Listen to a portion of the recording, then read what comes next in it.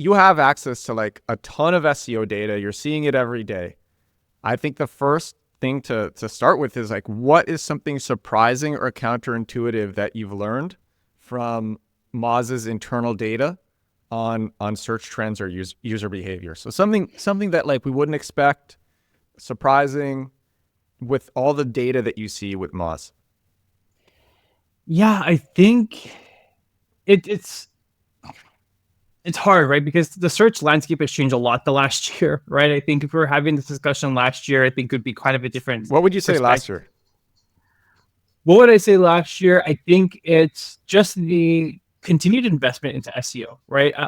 And that's outside the trends of the actual data itself. Because definitely with the data that we have, we can see link indexes, we can see traffic going to websites, keyword rankings, all that.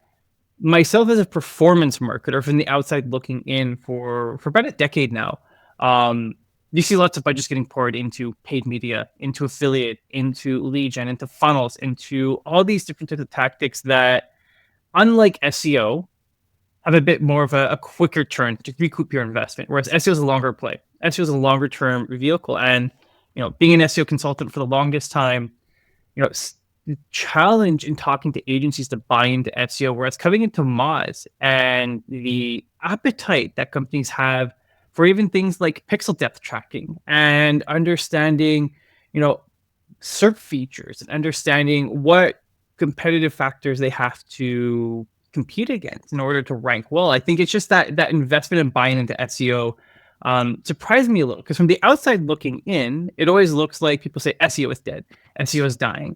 Voice search is the future, and now it's AI is the future, LLMs. But there's still a considerable amount of opportunity available via search engines, and just the number of search terms that people can compete for these days, it just continues to double, triple, quadruple. Um, so yeah, I think that's what kind of surprised me, is that you dig into different industries and you find all these different opportunities, and there's just millions, if not billions, of SERPs available where you don't have to compete against all these features. It's really the head terms, and prior to AI overviews now siphoning traffic, it was really strong, high volume category terms that a lot of people were trying to compete with, but couldn't get any success. You had to focus on the Like long what? tail. Like what?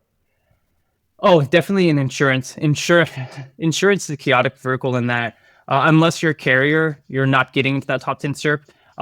Back in the day, it was easier to game the system as an affiliate and just buy domains and change the year every year so that you would retain your top position. But just the amount of competitiveness in industries like Oh man. Okay. finance. I have all these questions like written on my external Yeah. monitor. I don't even need to look at them because like you're saying all of these things from that, all these different conversation paths that I can go down. It's so many questions. I mean, literally, like what you do every day is you look at hordes of SEO data, of links, of keywords, of competitiveness, of sites. There's just so much data. All right, Yeah. so you mentioned affiliates, and I guess like what's your opinion on this, especially with AI overviews and like taking. I actually on yesterday's episode, if you search, I think it's keyword arbitration, the AI overview literally, and this was tested on mobile, but not on desktop, but on mobile. The AI overview just takes my entire page and rewrites it. My page is like 336 words. The AI overview just rewrites it and gives actually a longer answer than my page, and you don't even have to click into my page. And I'm okay with that because if lots of people, they might want it managed for them, or they might want a Yeah. consultant, and I have a very high ticket offer on that page, so people who don't want to do it themselves, they go to that page, and it's cool. I'm totally fine with it. And that page, I made it so it ranks #1 for keyword arbitration services as well. And services, anyone who's Googling with the word services, they're looking to spend money. Yeah. So that's why I don't mind. However, with that said, AI overviews are crazy. And if you have a business that is just answering questions, like if you are just an informational business, like so many SEO affiliates are, it's a really scary time. And I see that in the comments for this podcast. I see that in the comments for TikTok and Instagram. And you see that too all over the place. So Oh yeah. I'm like, my question to you is, do you think affiliate SEO has a future? Actually, I won't say my answer yet, but I want to know what you think. Do you think affiliate SEO has a future? This method of marketing is so effective, I had to make sure it wasn't against Google's rules before I kept doing it. It's a form of SEO I call compact keywords. Whereas most SEO focuses on putting up articles to answer questions how, what, when, compact keywords focuses on putting up dozens of pages that sell to searchers who are actually looking to buy. These pages rank on Google and convert so much better than normal that when I discovered this years ago, I couldn't believe this was allowed. It's less work too. The average compact keywords page is only 415 words. Compact Keywords is a 13-hour deep course on getting sales with SEO. A customer recently said, "Each lesson is dense with information. You're giving years worth of experience boiled down into 15 to 30-minute lessons with no filler or fluff. I feel like I'm gaining a new superpower." Compact Keywords is about setting up an SEO funnel that brings you sales for years and years and years. It works with AI, it's less work than traditional SEO, and it makes way more money. You can get it now at compactkeywords.com. Back to the podcast. Yeah, so I think affiliate SEO has to adapt, right? It's not as cut and dry as it used to be. In my experience, we built up networks back in my old agency in insurance, so health and Medicare predominantly, and that was a beautiful, beautiful evergreen terrace of just a lot of fruitful opportunities. You would dominate terms for Cobra insurance in state, or what is Medicaid, what is Medicare, all these different informational articles that we got a lot of organic traffic to year over year. That ended up getting killed a little bit with the Medic update, back in, I think it was 2018. And then since then, we're still able to kind of ride the wave, and a lot of different affiliates out there. But now with AI overview siphoning some of that traffic, I think SEO affiliates have to adapt. They have to adapt in a number of ways, right? I think you can't rely on just creating informational content anymore. We see it even at Moz. We pour through stat data to kind of look at, companies within the Ziff Davis network, companies within, our client base, and then just out of curiosity, all these other different sites. The common trend is that if you have keywords ranking for informational queries, more often than not, AI overview is present. And even with Moz, we thrived on being an informational conduit for SEOs, and we're seeing that too. Despite improvements to rankings and impressions in certain pages, within our Learn Center, we're seeing clicks go down. That's just the natural effect of having this big block of text in a SERP. And I think for SEO affiliates, they have to adapt. They have to adapt into thinking about, how do I position myself from being kind of a nameless or faceless affiliate entity to building a brand? And can I build something that, for every dollar of investment to content I create, I get $3 back down the future instead of $1.50 in terms of the typical affiliate play. And what I mean by that is, if you invest in brand, you think about companies like NerdWallet in the United States, where they built such a big brand around all their informational content that people kind of go to that as a source for all their financial resources.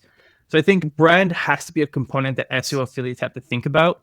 Do I think the burn and churn days are gone in terms of websites? No, I still think, the savviest black hats out there can still game the system. Google's algorithm hasn't changed drastically. It's just they now have this AI overviews module. And, Google may say links are dead, or they may, de-emphasize the importance of links, but we've seen time and time again, SEOs are able to make that work. SEOs have made programmatic SEO work. So I think for affiliate SEO, they just need to adapt. They need to adapt to the marketplace. They need to understand that putting all your eggs in one basket, such as informational content, isn't the way to success anymore. They have to adapt, look at navigational terms, think about brand reviews, look at commercial intent, try to figure out how to capture traffic from different types of audiences, depending on where they are in the purchase funnel. You said navigational terms. Did you mean transactional terms? No, what I would actually mean are kind of like brand reviews, terms like that, right? So if you still think about how informational content is getting siphoned, or informational content rather faces a clear and present danger from AI overviews, I think writing about brands in terms of the navigational perspective for SEO affiliates can still be a way to kind of carve out a little bit of a niche. An example of that was some of our best performing pages when I was in the insurance affiliate space were carrier specific pages, information about Aetna, information about Humana, Mutual of Omaha, different carriers on that type. So, or even navigation in terms of comparison, like what's the difference between a Humana and a Medicare Advantage plan, for example. So I think there's still money to be made there for affiliate SEOs. It really depends on the industry you're in. Yeah. That still sounds like the type of thing that an AI overview can easily disrupt.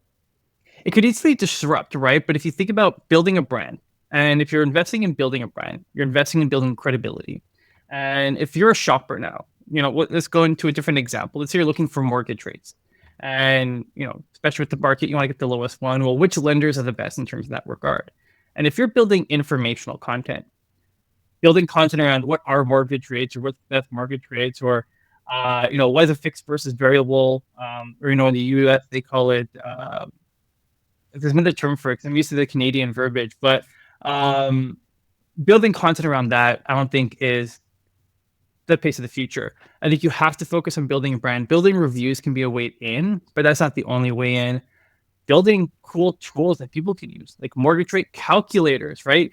Building widgets that people will take with them or give them a reason to come back to your website after they discover you. So I think, yeah, with AI overviews becoming quite commonplace now among informational queries, I think even with LLM usage on the rise, we're starting to see, there was a study I read the other day about younger people now are using LLMs more as conversational on a day-to-day basis. Whereas, I think for people who've been around for a long time, we just see LLMs as kind of an extension of what can I do? With only so many hours in a day, how can I set up all these LLMs to run in a process that allows me to build more? Whereas I think you're also starting to see another segment of the population use it as conversational, where every single question they have, they don't Google it, they ChatGPT it or they Claude it or whatever. I do wonder how many people. So, yeah, because there are terms. I was talking about this either yesterday or the day before in the podcast, but there are terms where people. It was yesterday, and actually, it's funny that you brought up NerdWallet because the CEO said the same thing. The CEO of NerdWallet, he's like, yeah, AI overviews actually, like, we lost unique users this quarter, unique visitors this quarter because of AI overviews. However, lots of people who are using AI, there are still lots of people who are clicking through for more complicated things where they don't trust the AI. And so I made the argument, I'm like, look, AI hallucinates all the time. I actually think I was just having this conversation with a co-founder CTO of mine. It was also a friend. We were talking about this last night. We both agree that basically LLMs are not the way to AGI. And because of that, because LLMs are not the way to AGI, they're going to continue, like, they can get better, but actually he thinks they're not going to get dramatically better than they are now in terms of like hallucinations. And I mean, I use ChatGPT every day. I use Grok every day. I use these tools all the time. They hallucinate so much. And I wonder how many younger people, because you were saying our generation knows, but okay, how many younger people actually know like half of the things that ChatGPT is telling it, especially for complicated questions, are just straight up false. It's also really scary to think about how many people are just growing up completely misinformed because their LLM, because their AI is just lying to them confidently and constantly. And it's like really frightening to think about. Like, we are gonna have like all these generations, and it could cause like serious disasters. Like when people are working in more critical areas, they're just so uninformed. But okay, so I do wonder, like, hopefully a lot of people will still continue to go through to the websites to verify the information and make sure. Oh yeah, I think that has to be, and we're going to reach a boiling point at a certain point, right? In terms of LLMs, AI overviews, they all take a bunch of content and they learn from that content. They build models. Well, what happens if some of these websites are dying, right? And then this is the thought process in that you're feeding a machine. This machine's learning from all this content. Some of that content, it might take it and it hallucinates, as you mentioned, right? I read a story about a student filling a paper because the LLM that they were using hallucinated quotes from a book that was supposed to be part of the research. But if you think about the web and people going to visit websites, there is a danger there for them. You have things like Shopify now building out feeds for ChatGPT where you can embed your storefront in LLMs. If I'm an e-commerce brand, do I invest into a full-fledged website, or do I invest into all these tools that make my product feeds available? And at a certain point, you're either going to have brands foregoing building websites and just building product feed placements or content feed placements, or you're going to have the websites that supply a lot of the content to ChatGPT and LLMs eventually dying because they're not receiving that traffic anymore. So they don't have an opportunity to monetize. And it's going to be an interesting kind of watershed moment when that happens. And that, if there's no more data to feed these LLMs, well, then what's going to happen at that point? Does that lose its power? They're going to learn from YouTube transcripts. They're going to learn from TikTok transcripts, from Instagram transcripts. They're going to buy tons of data from so many I don't know, emails, like email newsletter providers. But yeah. It's a real risk. It's a real risk. I think about it constantly too.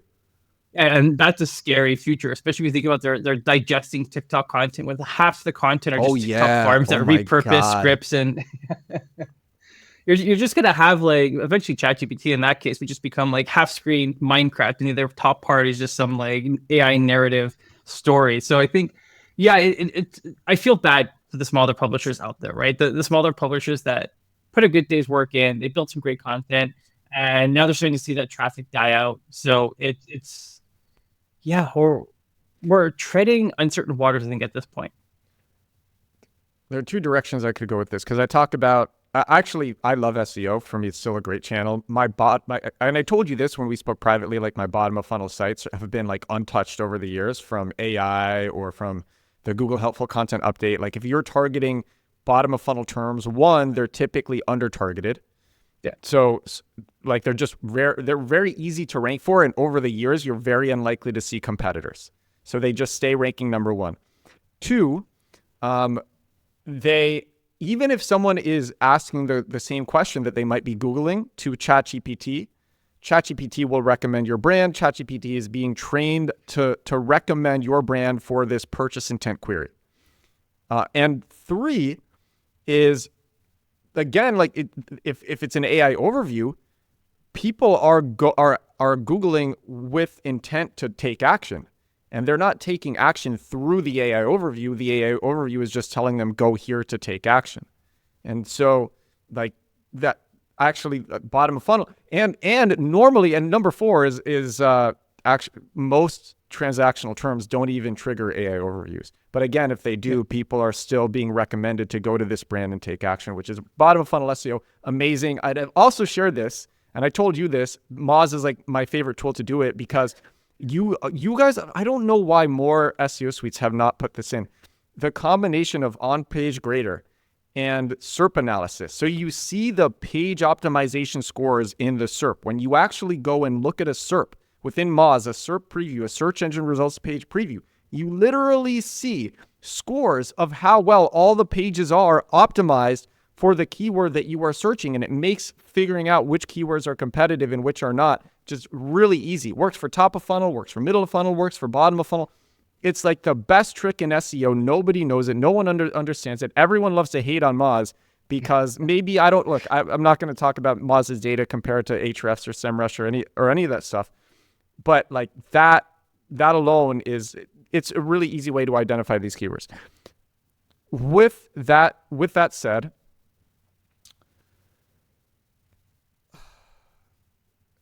I've actually forgot the second point. With that, wait. I wanted to say that we're talking about AI overviews. Yeah. And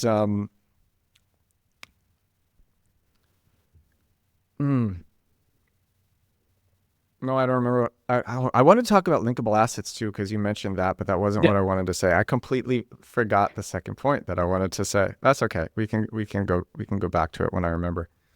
Yeah, but you mentioned doing calculators too. That's another thing that I love.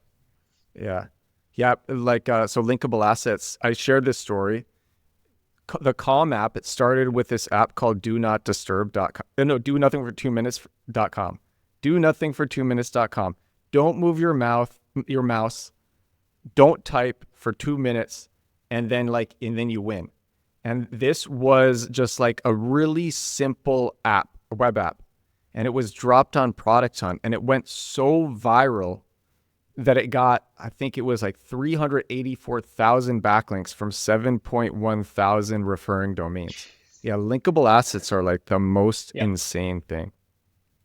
Yeah, and I think, and this goes back to my affiliate days, right? Where some of the best affiliates always had, whether it was a calculator or a widget you could play with, especially if you think about home services, kind of, envisioning what you can build, right? If you're going to go for flooring, well, build your own floor, right? What are the type of things you can do, and you can export a PDF. So I think those interactive elements really just help establish not just the brand, but the interactive component and the human element that sometimes it's often missing when you're playing around with the web. And these are things that will either bring users back to you, keep your brand top of mind, or encourage them to share. And of course, if there's something that someone's willing to share, that can generate links for you, that can generate some brand notoriety. Maybe AI overviews pick up on it and start featuring you in questions when people say, how do I calculate my mortgage payments for the next 30 years? So, those linkable assets, they have obviously the utilitarian component, which is let's provide a utility for people hitting our website. But the long-term impact of that could be, 3 to 10x in terms of an ROI. So, I definitely saw those work very well in the affiliate space. Anytime, we built assets, whether it was calculators or widgets or even little basic apps, definitely helps in terms of driving traffic and engagement. And of course, leads that we could monetize later on. Like when I have other SEOs come on the show, basically every SEO says invest in brand. It's like the most important thing, just like continually invest in brand. I don't know if you saw the news from Barry Schwartz. He's the founder of Search Engine Roundtable, and I know him. I'm saying for the audience, and the head writer for Search Engine Land, and he shared paid ads within the SERPs that actually gave the amount of followers that the companies have on Facebook and TikTok. Interesting. Yeah, so someone spotted these paid ads, and it was like 777 followers on Facebook underneath one paid ad, and then there was another who was like 1.4 thousand followers on TikTok. And that's funny too, because that's really easy to game. It's really easy to buy followers. I don't recommend it because it completely messes up people's algorithms. It's like the worst thing if you actually want to get views on your content, if you want to get impressions on your content. It's so easy to game. But I think backlinks are not as important as they used to be. Yeah, so it's not like it used to be, say, in 2010, right? Where it's easy to game forums and put, links in blog comments or do article spinning, and, those links, you'd be able to see a clear rise. So I think nowadays, definitely it's not as important. And I think it's not as important, but there's still some importance to it in that it's usually an indirect signal that you're building a brand or you're building content that people will engage with. If Google sees a site that has no ranking keywords, but 1,000 links built in a month, and no searches of the actual brand itself, it's likely that's probably a link manipulation scheme. But then if they see a brand that's starting to get more and more brand searches every month, and you see links growing naturally, then that's an indication that it's a brand that's building something that engages, and it becomes a credible and authoritative source in its matter. So I think that's where, it's not as important as it used to be, but it's still a good signal of the credibility, trustworthiness of a brand. Dude, that's such a good point. That if Google is seeing branded searches go up with the amount of backlinks, everyone thinks backlinks are so easy to game, and it's like, oh, I bought like 500 backlinks. Why isn't this working? And it's like one, the backlinks need to get clicks. Like you need actually engagement. You want to have backlinks on pages that are already ranking. And then if you're just getting all these backlinks and like no brand recognition and no engagement, Google can see through that. Like they have the best engineers in the world on this. And that's why if you look at modern link building now, and modern digital PR and link building shops, the one that invest in building actual campaigns, but they have a higher success rate because they're building something noteworthy. They're building something to help the brand. They're building content that users can engage with. Whereas when you compare it to, I guess, the black hat state of link building, which is, oh yeah, we're going to get this Excel file from a link builder on Skype. We're going to buy 10 links. Of course, Forbes is one of them. Or, of course, there's the common $5,000 link. Yeah, those used to work, but they don't work anymore. And I think it's just because, obviously they're unnatural. They're gaming the system, so to speak. So, but I think what happens is, and this comes from my experience in the agency side, is that smaller businesses and clients, even the bigger companies, they're conditioned to think, I'm going to pay an SEO company something, I expect deliverables. And when you say, yes, we're optimizing web content, we're optimizing this, it takes time. It's easy to show a client, hey, here's 20 links that we built this month, but they game the system, they buy links, and then those links don't have a good ROI down the line. So I think it's the unrealistic expectation that link building had back in the day that's still pervasive to this day, where most clients still haven't accepted the fact that it is a long-term investment. It is and the digital PR firms, link building firms that work with clients to explain this concept, they're successful. The ones that can't explain the impact of building a lot of bad links or buying links from some link broker, the ones who can't explain the potential harm and danger in that, and rather just want to satiate the client's needs, want to say, hey, we'll satisfy you, we'll buy these links so that we can show you some deliverables that we're doing, they're not going to last. And I think the evolution of SEO over the last decade has shown that the digital PR firms that build these branded campaigns, think about it, right? If you're a user and you see this weird looking link in the middle of an article, you're not going to engage with it.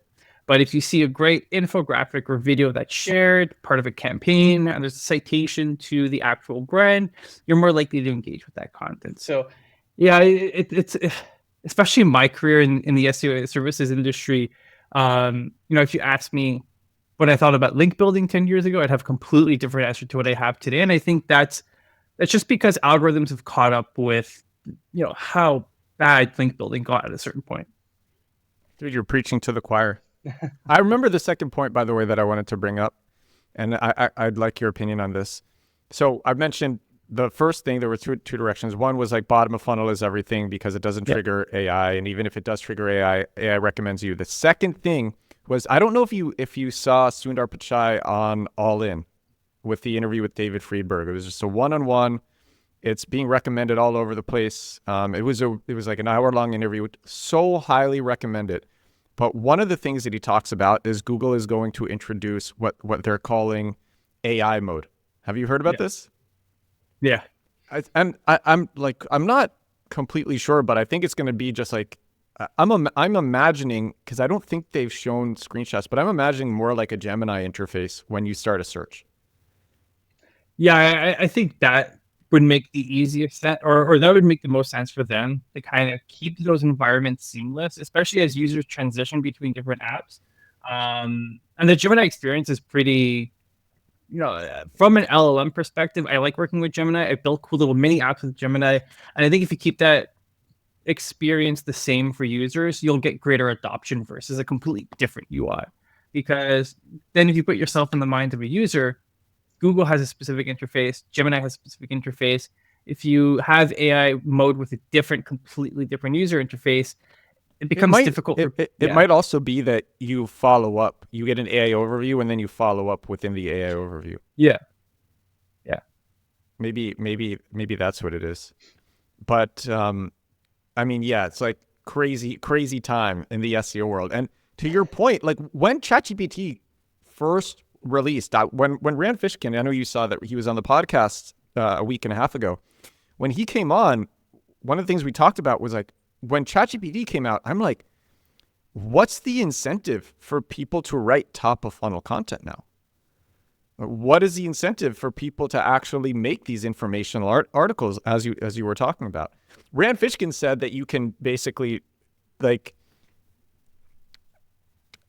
I don't want to argue with Rand Fishkin because he's a legend, but what he said was, it's like somebody asks, I don't know, ChatGPT about your industry, and then just off the cuff, ChatGPT recommends your brand because you're the one to teach ChatGPT about your industry. And in your article saying like, he gave the example of like audience research. When you Google audience research, and I think he said, and I might be misquoting him, he said that an AI overview comes up and it explains what audience research is and then recommends SparkToro, Rand's app, for doing audience research.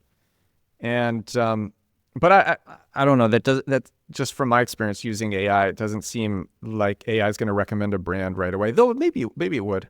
In a bunch of instances I could see that. I guess it really depends on the amount of content, right, that is in the model. So if you're a first mover, let's say in a brand new industry or a new product, then there's opportunity. I think that's where top of funnel becomes a very appetizing space because there is no top of funnel sources. You could be a first mover. Whereas, if you think about, again, I always go back to the bigger industries like insurance or finance or something like that.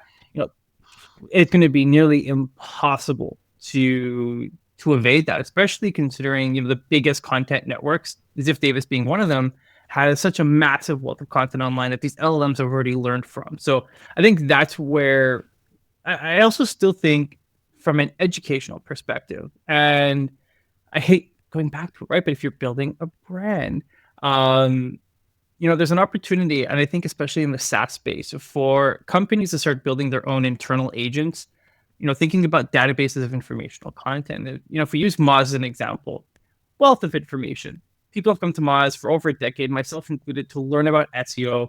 That's usually where you begin your careers. You consume all that informational content. But if you can build knowledge or agents, with information on demand within your SaaS platform, that's where I think top of funnel content could be a good investment. And you'll see some companies that, typically speaking, informational content was used as an acquisition tool or top of funnel acquisition tool. Get people to come to your website, they learn about a topic, maybe you retarget them down the line through a paid media vertical, maybe you have a lead gen pop up so you can capture their email, remarket to them there. But I think that investment in informational content can now be consumed and repurposed into a lifecycle operation where rather than just an acquisition tool, you're using it now as a retention tool. Someone gets stuck in an SEO platform. Let's say they're new to SEO. They don't understand, what is domain authority? I don't know. Great. I'm going to consume this content within the app that is technically speaking top of funnel, but it's now used in a retention perspective. So I think that's where you'll see this change, where companies invest a lot into informational content. And they'll still write informational content to rank on Google or get surfaced in LLMs. But, for companies that have a recurring business model, like SaaS subscriptions, even e-com from an LTV perspective, you want people to come back to your website. So creating informational content around different styles and, what to wear for different events. Maybe you surface that in email communications. Maybe you surface that in kind of newsletter format. Or maybe you create a component on your website, a little mini app that will give people inputs in terms of what kind of colors they want to wear, what kind of event they're going to. And you can spit out some informational content around which trends work best. So I think informational content will exist in some form. It's just not meant to just be on search anymore. It's now meant to be throughout the life cycle of a customer. One of the things that I want to do is I want to train an AI. This is just on my to-do list with so many other things. But I mean, this is episode, I think, 684 of this podcast. Wow. Do it every day. Haven't missed a day since. I have a weekly newsletter that I haven't missed in, I don't know, like 2 years. And then I make videos, TikTok and IG, that's almost at 1,000 days in a row. So I have so much content out there, and I really, really, really want to train an AI. I think especially the podcast will be very valuable. I want to train an AI just off of my content. I'll call it Edward Bot. I don't know what it'll be called, but yeah. I think it'll be so valuable. Because I don't think there are a lot of marketers who think about things in the way that I do. So it'll be a very different perspective. Like if you ask ChatGPT how to do SEO and you ask me how to do SEO, it's going to be like two completely different answers. And yeah, so I really like what you said. And you're talking about also just how important building brand is, which I completely agree. How do you recommend people build up a brand, and get more brand recognition. Yeah, I think in order to build a brand, you have to take kind of an omni-channel approach. And, I see this a lot in the e-com space, particularly direct consumer marketers, where they'll build a brand by testing a lot of different creative concepts through paid media. They'll spend tens of thousands, not hundreds of thousands of dollars a month on Meta paid ads, building a lot of creative, kind of building a brand, and they'll find the right concept that works, and then they'll ride that wave. So I think, that's one avenue that a lot of D2C marketers take. Another avenue could just be creating content and going to a lot of different channels. So building a brand, SEO can't be the only entry point. You have to think about an omni-channel approach in terms of what you do through paid social, through organic social. There's a great example of, there's this D2C operator. He built a business based around mini katanas, and he just rode the wave on TikTok. I think it's literally called Mini Katana. Exactly, I know what you're talking about. Yeah. And he built that brand just through content, right? Just through organic content. I think he built it. He built it to like 2 million ARR. It mainly through TikTok, probably syndicating the videos everywhere. He had like a hot girl showing off these swords. Yeah. But right, he built a brand. He built a brand around that concept. And I think, especially now, and then he sold it for a lot. Yeah. Oh yeah. And you have to build something that will hook users in, because no matter what business you're in, if you're in the SEO SaaS business, look, I'm going to disagree with you. I think like we talked about, you mentioned new industries where terms are less competitive.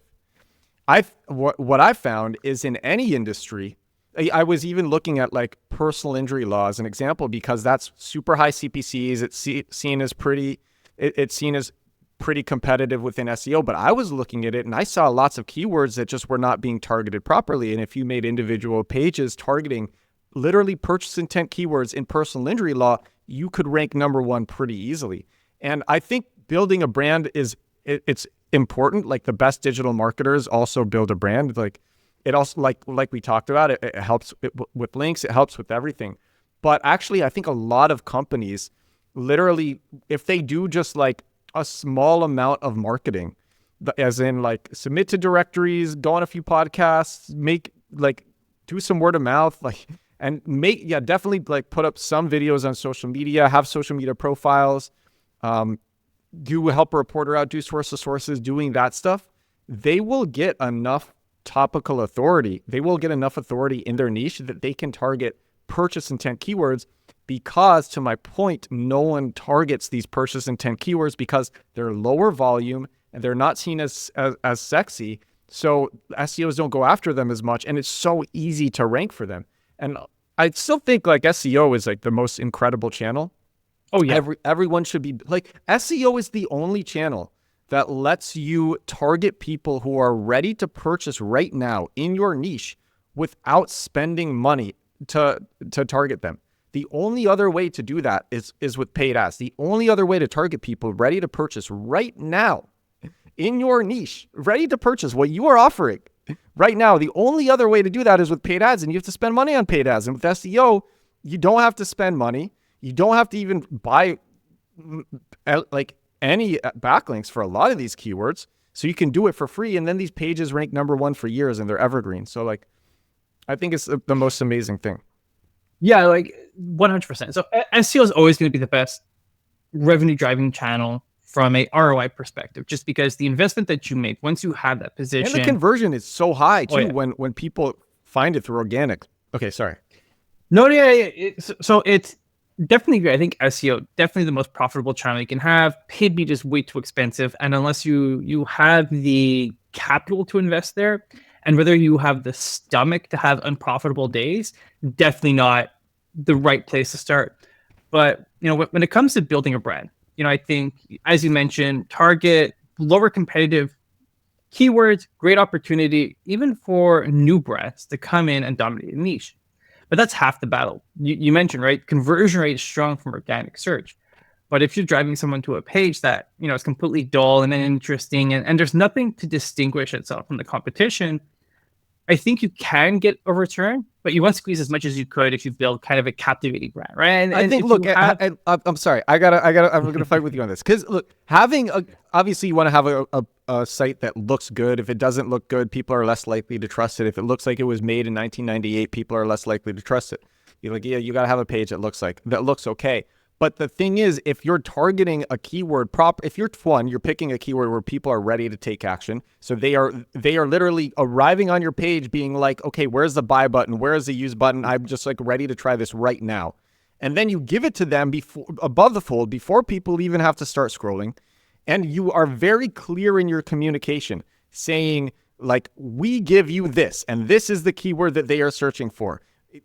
We give you this. We do it really well. Here's a button to do it or get in touch or to buy. And then there's like an image right there of what they are getting. And that's it.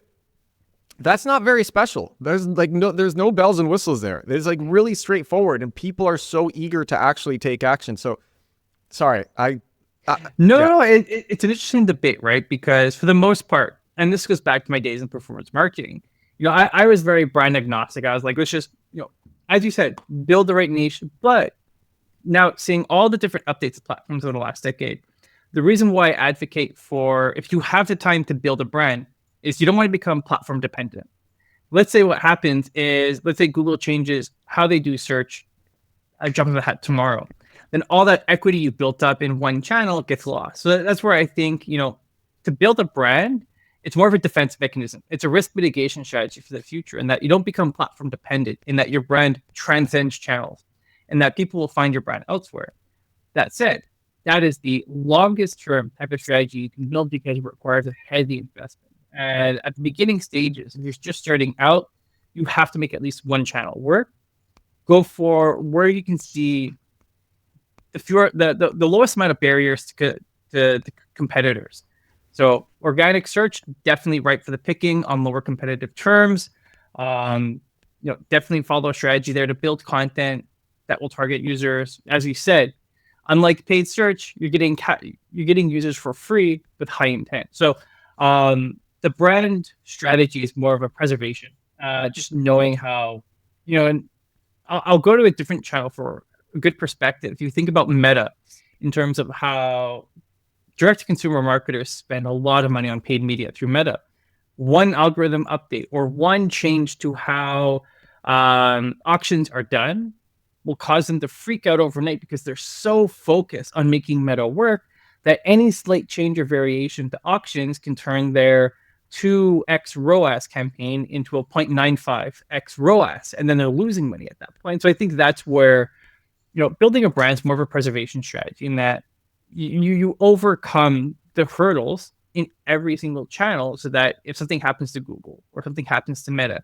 or something happens to how email operates, then you can always pivot. But I think from a first mover advantage, or just getting started out, organic search is definitely the way to start building that brand, or at least start building that opportunity to generate revenue for the most part, because that's the name of the game. You can't build a brand without revenue. Yeah. Lars Lofgren, he was Neil Patel's, I think, first employee. He came on the show. He was hit by the Google Helpful Content Update. You see his traffic. It was like going pretty well. It was an HR informational site, so information about human resources.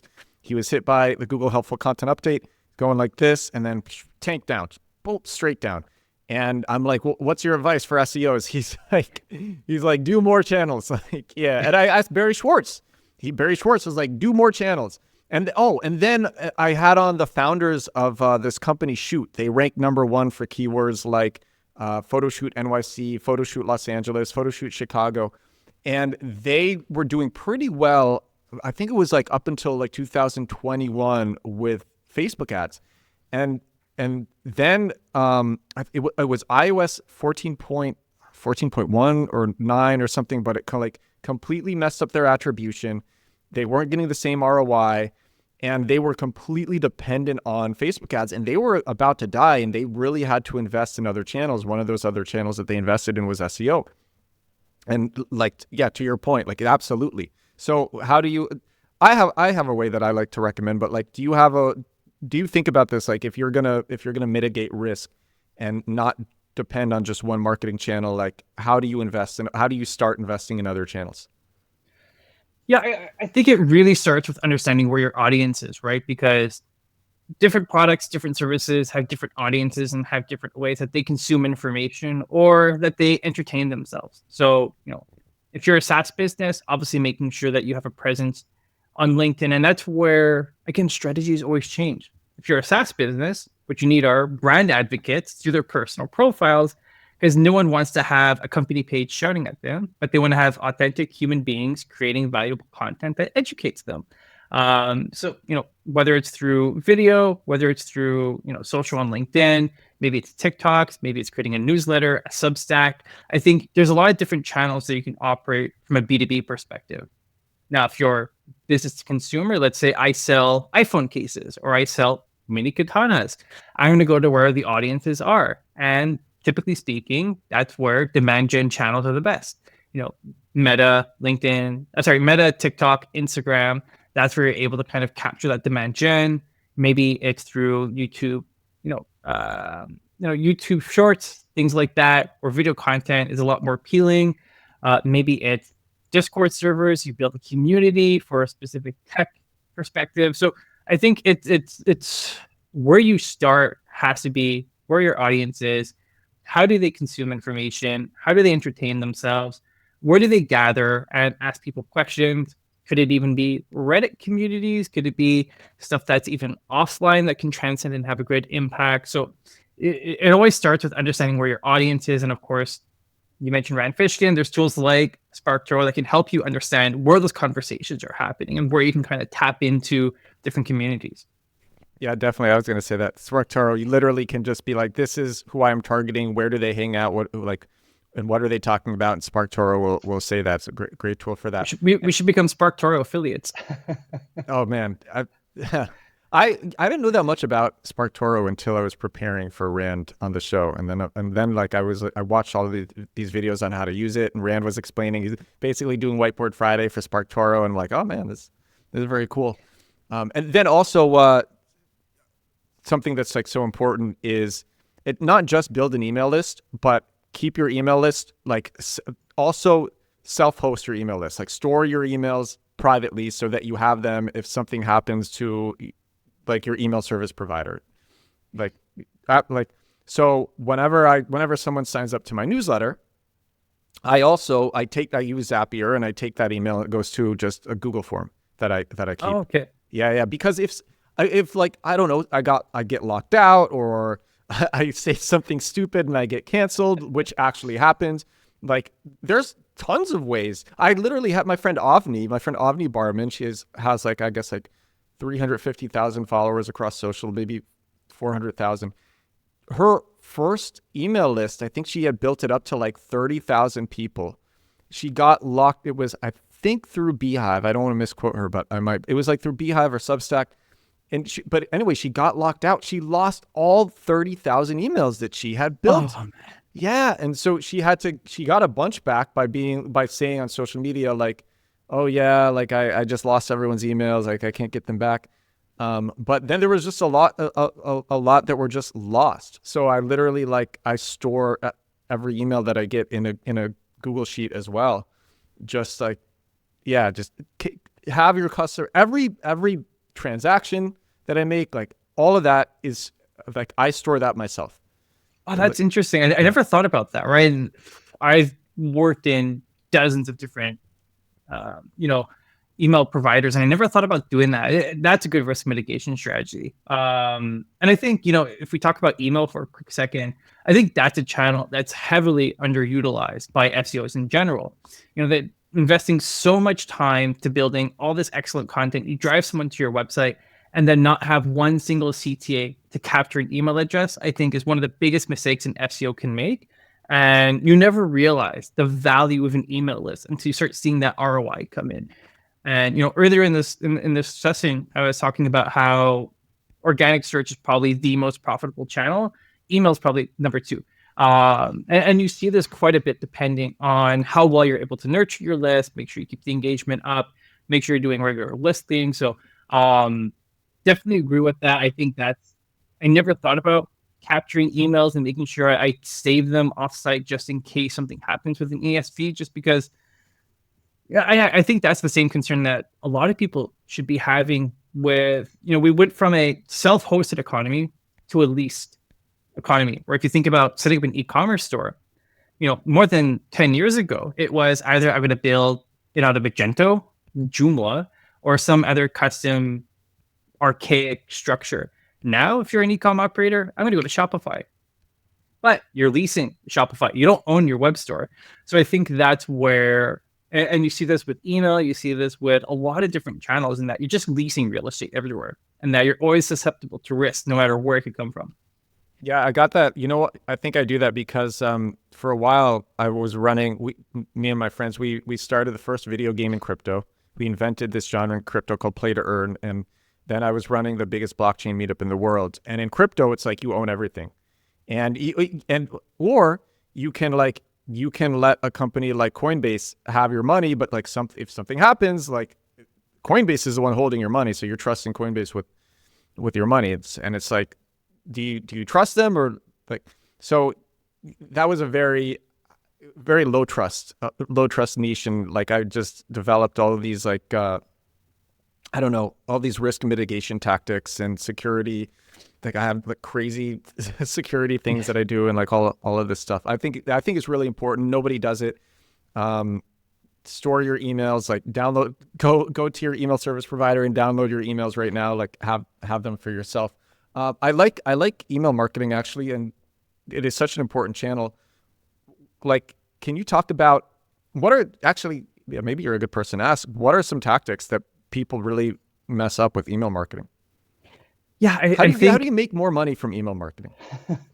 I think you make more money from email just by creating a dependency or habit with email. The least successful email campaigns are the ones where, let's say you send an email once in 60 days, and then you blast your audience with 10 emails over 10 days, and then they never hear from you again. I think that's the mistake email marketers make, is that they usually use it as a last chance, or shot at the well, I need to make some revenue, I'm going to ping my email list. Whereas the most successful ones, and someone that does an excellent job at this, is Aleda with her SEO FOMO newsletter. Is every Sunday, I know the SEO FOMO is going to hit my inbox. We're going to get the top resources, the best information, and you create that habit. If you're in the e-com business, you create a habit, right, of people receiving your emails and promotion. So I think the biggest struggle that marketers make is that they spend a lot of time in all these different channels, that they use email as kind of like, oh, I forgot about email, I got to send an e-blast out, or I have a promotion, I need to send it out. But what you got to do is you need to create a habit, similar to how people digest podcast content, right? It's on a certain day every week, or it's every day. You have to do that same kind of perspective with email now, more than ever. I also think another issue with email, and this might be a controversial take, is I think some marketers over-segment too much, in that they look at every single data point of their list, and if they have 10 or 15 different data points, they end up creating 100 different segments, and they try to customize each message. But you're never going to learn from that. You're never going to learn what works best. And I think, definitely some layer segmentation if you have people who are interested in different products, or if there's different geographic considerations for your email list in terms of how they use your product or service, that makes sense.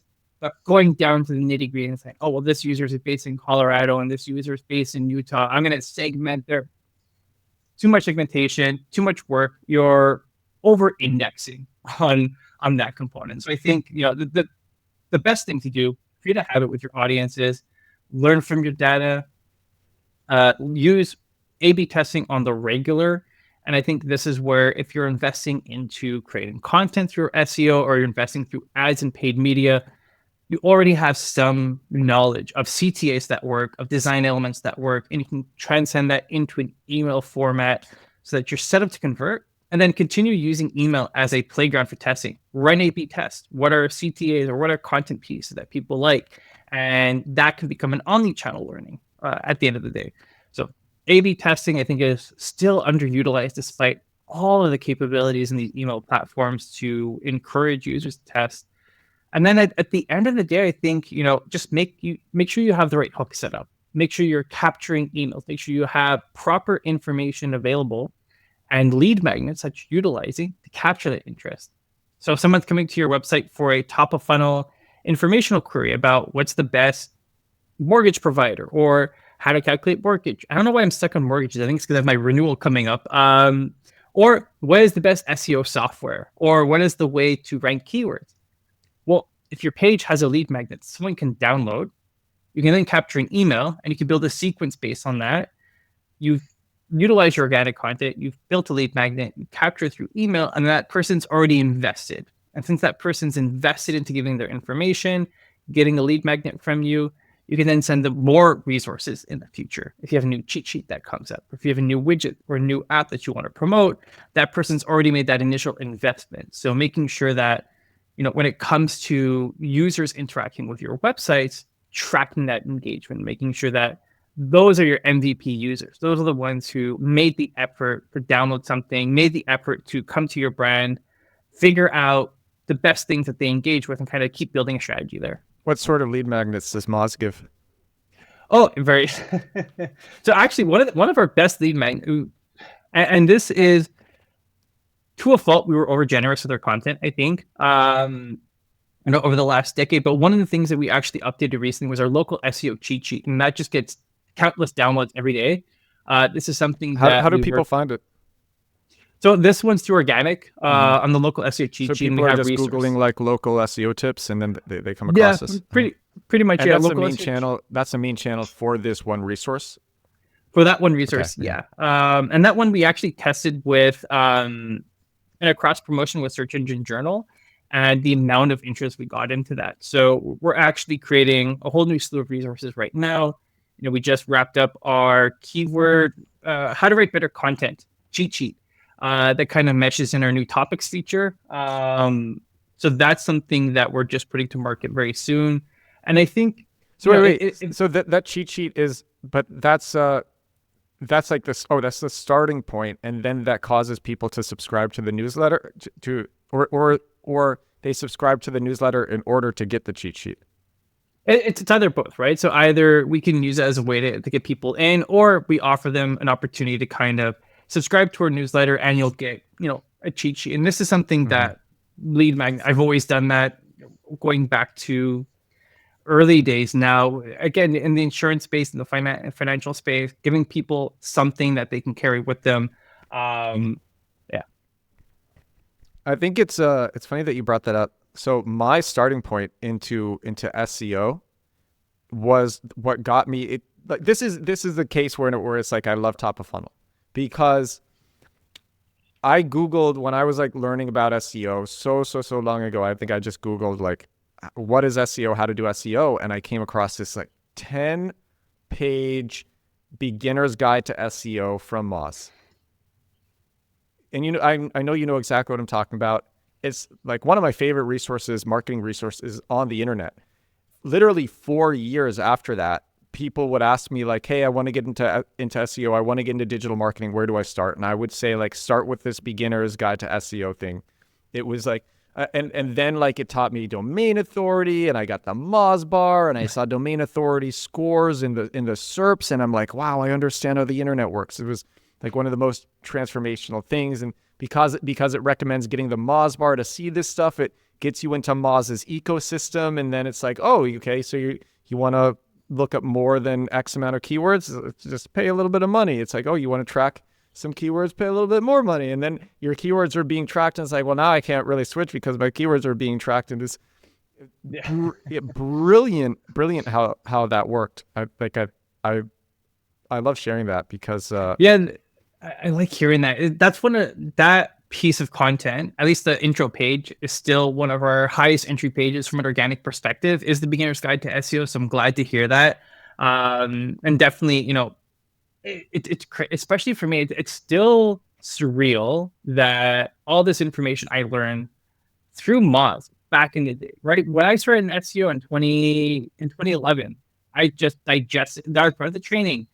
Go to Moz, download all this content. And now that I get to be part of that and see, oh, shoot, I can actually figure out pathways now to leverage this content or work with our team to create better content and more informational content into the future in terms of what's happening with AI. It's still kind of surreal for me. I still have it, pinch myself sometimes, but yeah, it just shows you, just creating that top of funnel content can have a long lasting impression, I think, with users. But I like also wonder how long will that really work for? Because first of all, like basics of SEO information, ChatGPT can teach you that very well. An AI overview can give you that pretty well. And then you can ask all these follow-up questions. And if you're just learning the basics, when you want to start getting the nuances, that's where the hallucinations start. But if you're just getting the basics, that's... Yeah, and I think that's where now we're looking at more, deeper content in terms of product usage and how to like carry out things that go beyond the basic levels. So I think that's just going to be the evolution.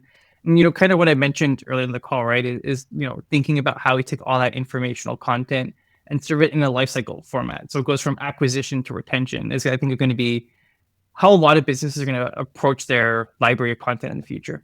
You also told me privately that you're using AI agents. Moz is like actively like, yeah. Yeah, so this is something that I've always liked building stuff. So when I see something come up, I like riding the wave. And separate from the agents, one of the things that I was working on about a month ago, and I use this now as my personal research tool, was building a fully customizable Google Sheets add-on that uses the Moz API. Where now I can use any of the methods. I can input something in, spits out a return, and then that's something we're going to hope to launch. But I have that as a pet project. Can you give me some examples of like what you would do with it? Oh yeah. For example, let's say you have a list of 200 keywords and you want to get search intent or the keyword metrics for them. You just copy paste that list into the sidebar, and it will spit out the information for you in a sheet. So you can just copy the information or save it. So it was an opportunity.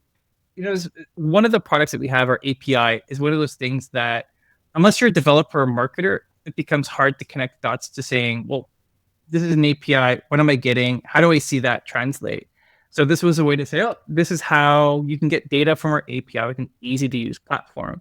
And then that got me onto the path of thinking, well, how can I build AI agents with this? So actually we're working with Relevance AI right now in terms of building some agent templates in their system. And I was playing around with some basic versions last week where I would kind of ping Search Console, get a list of keywords that are in, or get a list of URLs that have lost traffic, put them into the AI agent, say, give me all the ranking keywords, isolate that list, see what I have opportunity with in the 11 to 20 range, run search intent, are they informational or not? So we can kind of gauge against, is this lots of traffic based on AI overviews, or is there another component?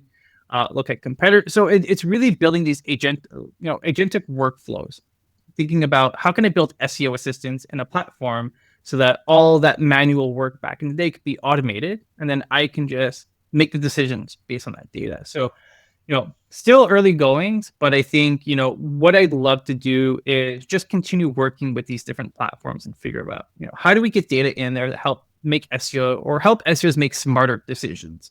How do we automate a lot of the manual work of wading through spreadsheets and just have this done through agentic workflows?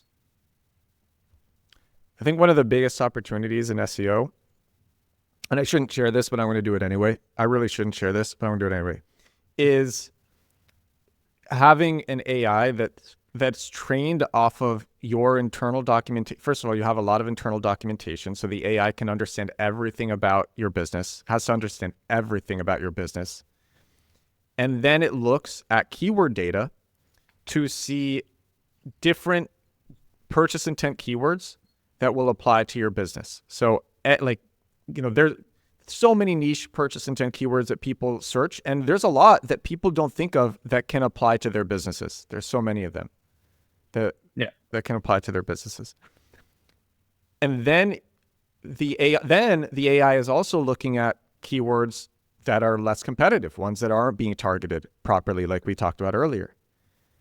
And now it has all of this information, and it can literally just spin up all of the copy for the page and put it right there. And all you have to do is insert images, and you can crank out a few of you should still proofread because AIs hallucinate, but you can crank out like a few of these pages a day.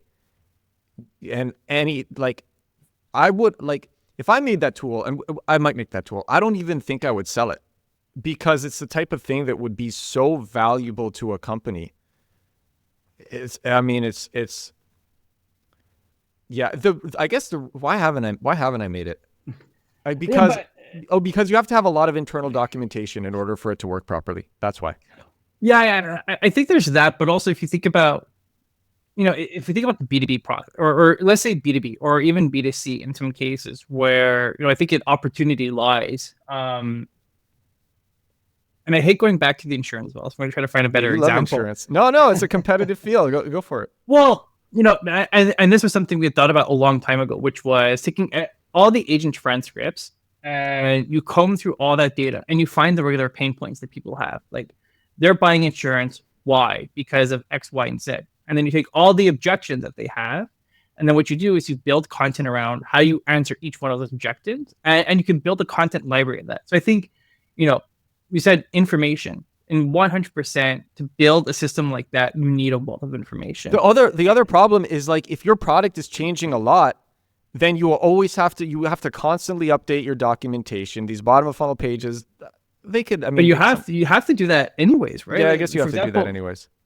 Like, especially here at Moz, we've had to update quite a bit of our content. Our new Moz local product, we had to update a whole wealth of our content just because we introduced some of our AI features. Especially this year with our keyword suggestions and keyword gap tools, we've had that. So you have to update that. So I think the process now should be, you're not just updating this for your customers, but you're updating this to eventually build, your own internal knowledge graph, that you can ping. You build an agent around that, and it has all this information. And just automate these tasks for you. If you're already taking the time to build or update documentation, think about the other purposes that can serve in an agentic world. I'm going to give it away. I know I shouldn't do this, and I'm probably going to regret it, but I'm going to give it away. This is literally how it would work. The AI would go through competitors' keywords, what competitors are ranking for, and with every keyword, it would be a Boolean thing. Yes or no, can this keyword, maybe it would be like, yeah, just yes or no, can this keyword apply to our business? And then maybe another one, yes or no, is the person who is searching this keyword looking to use or spend money or take action? And so you have these like two Boolean things, and if it's two yeses, then it writes a page. And then like that's it. And it's trained off your documentation. And oh man, it's like crazy easy. Oh man, I really should do that. I really should do that. I was gonna say, like, I don't know if the AI can creatively apply each prop, like can creatively apply keywords in the right places, but I think at this point it actually could do it. I think it could work pretty well. And this is the type of thing that Moz could build. It would be so valuable. Oh my God. Yeah, this is again the gear straining, because especially on that side, if you have enough information about what your product does, the pain points that it serves, target audience, and it's able to kind of comb through all those different pages and kind of build that relationship, I think 100% that just becomes another competitive research tool. So who knows, maybe this is the birthplace of an idea that dude, it'd be so valuable. And the pages only need to be like 400 to 500 words, so it doesn't even take, they all use the same template, so it doesn't even take, this is basically the compact keyword. This is my, like, what I teach in my course, compact keywords. This is like the method. And so the pages are like 400 to 500 words. They use the same templates across everything. Really, really easy to do. So I think at this point, someone pitched me to build this with me last year. It was like a year ago, and I'm like, oh, I don't know. I want to just like stay focused. And if I try to do too many things, I'll do nothing, which is also true. But now I have a bit more bandwidth because I actually got out compact keywords. It took me a year. I don't know. Maybe I'll do it. It's like, but again, it would be like so valuable. Why even give it away? Yeah. The thing that would really make it next level is if you could connect it to your CMS and then just like have it publish the pages. And all you need to do is proofread and like figure out the images that go in. That's what would make it. And that probably wouldn't even be that hard to do. No, especially if people are working with like a WordPress CMS, you probably have like an automate public tool. Yeah, it's pretty crazy. It's like, there are a few more components to it, like information architecture and like using hub pages and all this other stuff. But I mean, GPT 4.0 copy is very good. Raw GPT 4.0 copy literally passes a lot of AI writing detection tools. Just raw 4.0 copy. And the way you could optimize this process, right? Let's say you built an agentic workflow. So you have someone who built and the way I'm visualizing this is kind of like how Relevance AI or AirOps kind of builds it, right? You have the different pathways where someone comes in, you have that competitive research product, they build the copy, and then you build another agent that just focuses on editing. And that agent has brand guidelines, has the information architecture, and then you have a different agent that edits, another agent that approves. So this is where that agentic workflow, you start automating this, right? You don't need to outsource or build teams around this. You can build your agentic workflows to do 80% of the work, if not 90, and then you do that final review. So I think that's where that comes into play, where you have different agents that have different specialties. One's creating content, one is editing with the brand guidelines, another could be maybe injecting the proper links if you want to do proper, horizontal and vertical internal linking structures.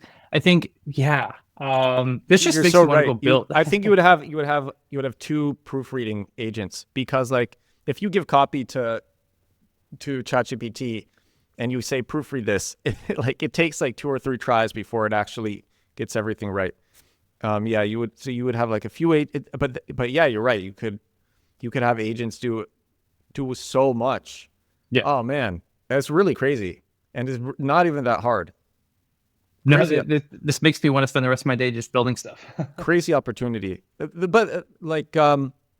crazy opportunity. But then it's like, then you build it, you got to do the marketing for it. There's a million cool things that are being built, and it's still about branding, and it's still about marketing, and still about like getting customers and getting users, getting awareness, all this stuff. I have another question for you, and I guess we'll wrap with this last one, but it's a very common question that listeners have. It's that I made contents about it and I couldn't believe how well it performed. Like all these people asked. I got asked, like, how would I build links to a new site? But I think there's just a lot of questions for people who are starting new sites. Like, what should we do? What should our roadmap be? What would you say to those people? If you're starting I'll ask you, if you're starting a new site, what do you do?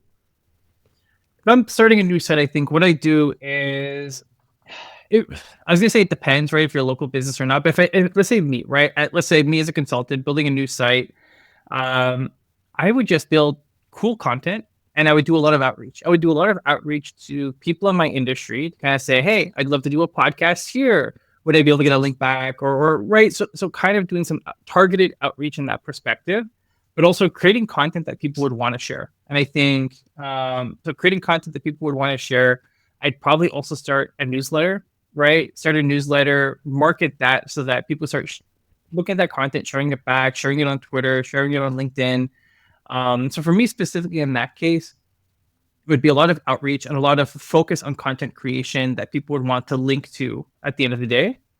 Now, if I'm a local business, a lot of directories, a lot of local sites I can go to in terms of outreach in that perspective.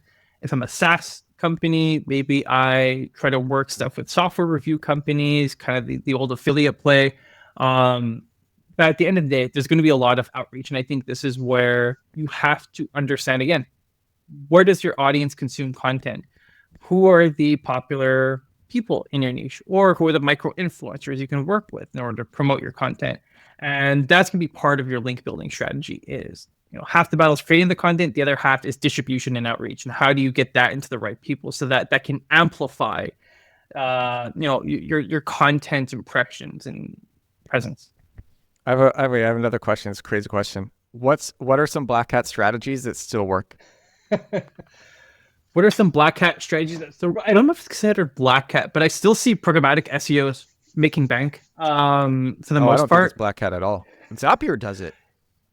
So it's a gray hat for me, right? In terms of programmatic, I think programmatic without overseeing the actual content. That's black hat.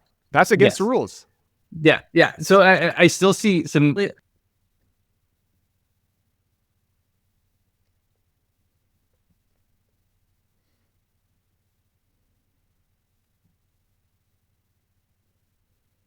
This annoyed me to no end, which was back when we had built our network in the insurance verticals.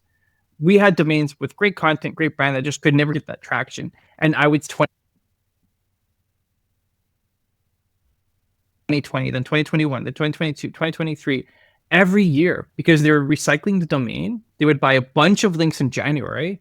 And by the time Medicare enrollment period came in, it would be ranking in October. So Black Hat link building still works to some degree. I think you guys have to be very careful about it. But again, this is not an endorsement for Black Hat. That's hilarious. So they're buying these exact match domains, your specific exact match domains. They're buying them a year in advance. They're doing the link building 10 months in advance. And then it's working really well in competitive niches. It's very whack-a-mole, though, because this was a very popular tactic, I would say, 10 years ago, and it would work like a charm. But then, obviously, updates happened. So sites like healthcare.com, Medigap.com got hit pretty hard. I know the teams at Excel Impact pivoted a lot of their resources to paid media. But somehow, some way, there's always one or two that bucks the trend. I know there's another group of affiliates. They do a lot of stuff with loans and credit repair. So they focus a lot of their efforts and also AC insurance in the US.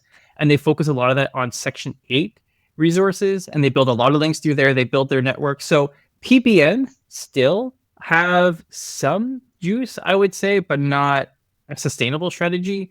And a lot of these Black Hat SEOs and marketers, they specialize in burning churn. As soon as something breaks or starts losing traffic, they burn it down and they build anew. So I would say, unlike 10 years ago, these strategies are far less sustainable. You see a lot of things changing on a year-to-year basis. And I think with the way that Google's algorithm updates have been deployed over the last 5 to 6 years, they've done a great job at squashing out these sites. But like a nuclear war, there's going to be some cockroaches that survive. And I think in that case, you still have some of these sites that pop up. But yeah, I would say that's one strategy that still seems to have not died out yet. I don't know if you know the answer to this, but I'm very curious what you'd say. To what extent are these black hats who specialize in like burn and churn, like you said, to what extent are they siloing their Google Search Consoles, using virtual machines, having different IP addresses that touch each website, all of that stuff to make it hard to connect one entity to all of these different sites, all these different black hat sites? I think the savvier ones do that. I know back in the day, some of them would use like Easy Block Network or something that would anonymize, or it would anonymize all the IPs for all the different connecting sites. So it would look at all different entities. But then they would make the common mistake of having the same address in their privacy policy or terms and conditions. Wow. And then they would get Wow. That was my favorite thing. My favorite thing one day was when I was trying to reverse engineer why there was like 10 billion sites that were targeting auto insurance. And I found out, they're all owned by All Web Leads because in their terms and conditions, they had the same entity. So I think that's where, especially nowadays, anonymizing your IP, I think that's the easy part. I was always going to reveal some stuff because I told you I was at Dentsu Aegis. I was at iProspect, and we saw. I probably shouldn't reveal what we saw, but yeah, we saw lots of stuff like that from top companies that you would never suspect to engage in this stuff, like household brand names that everyone would know. That was like, oh, they're doing this? What? Like. Well, the chaotic part about that is if you think about those private blog networks and things like that, some clients may not even known that was happening because they hire an SEO company. SEO company's like, well, I got to build links. I'm going to build various private blog networks, right? So, we saw like top companies setting up basically like fake review sites to give them like all these to give them all these positive reviews and then to give the competition bad reviews. And the review sites were ranking really well. And the companies that owned them, again, household names. The affiliate, I shouldn't say the affiliate space. I should say the performance space in some cases can get very dirty. I still get spam emails for auto insurance and for other stuff because I filled out one form years ago.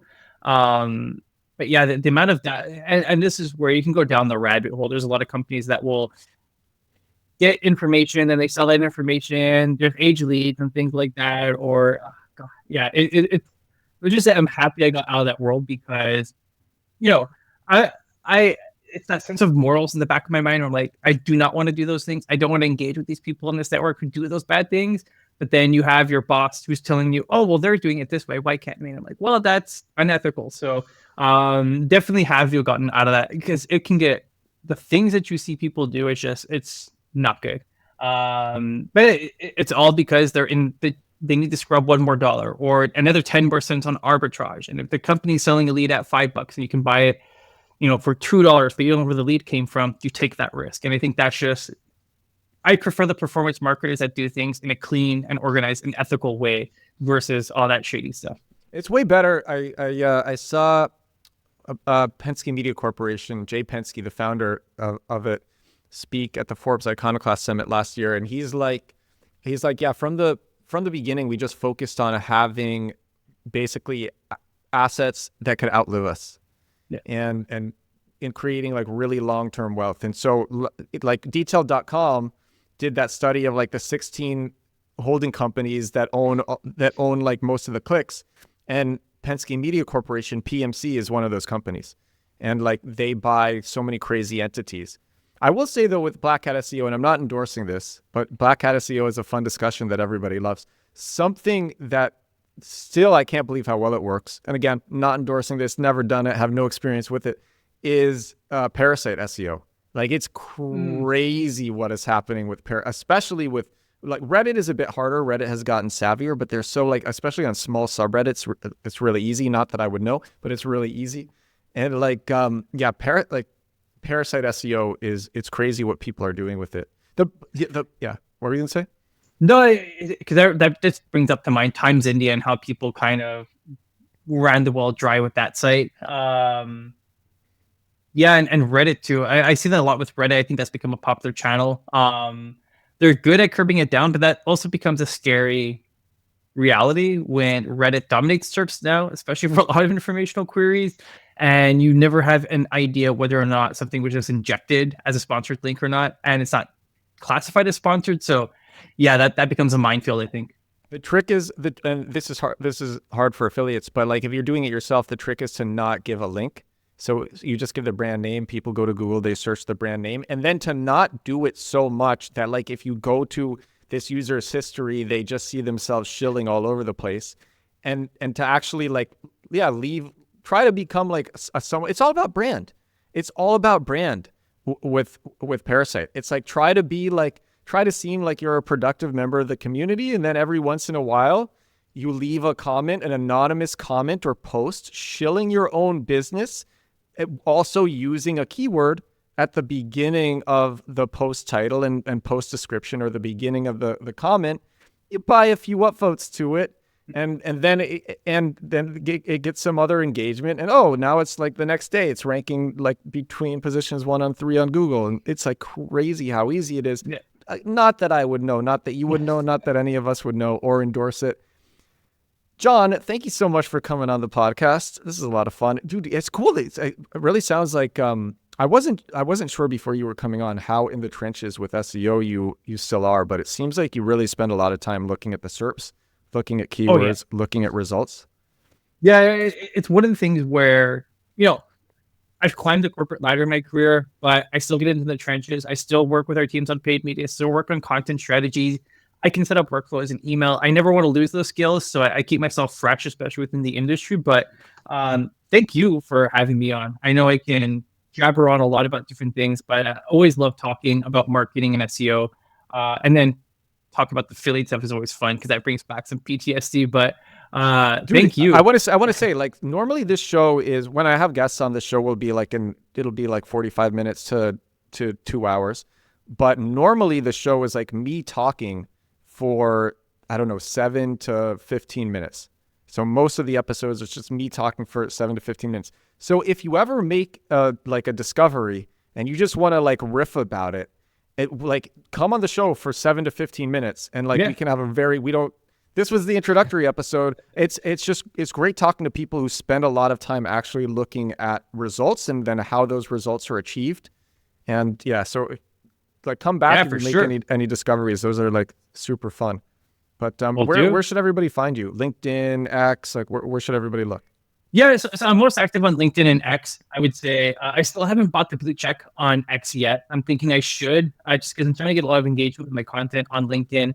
It's one of the things where I've been so in the trenches the last year that now I need to start creating a lot more content. It's one of the things that kills me. I used to do a lot of blog content. Then my old agency kind of replaced that with admin. That killed me. But no, they can find me on LinkedIn, on X. I post a lot about marketing in addition to heavy metal and sports, hence the band tees. But yeah, you can catch me there. Cool. Thank you. Thank you so much. Stick around after I hit stop recording. It's going to upload. But for everybody watching and listening, this is episode 684 of The Edward Show. This is my daily digital marketing podcast, 684 days in a row doing this crazy thing. Thank you again to Jonathan. Thank you again to everybody for listening. And I will talk to you again tomorrow. Bye now.